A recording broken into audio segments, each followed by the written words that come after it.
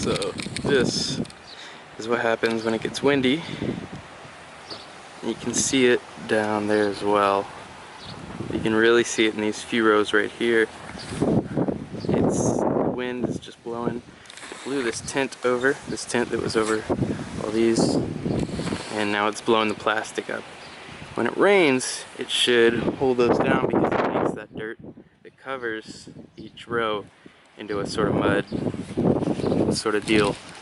Hold it down pretty well, but since it hasn't rained, it blew some of the dirt off, holding it down, and then it blows the plastic up and you get that mess. So you have to go cover it up with a hoe like this, or just tear all the plastic up, which we've done in that little gap right there.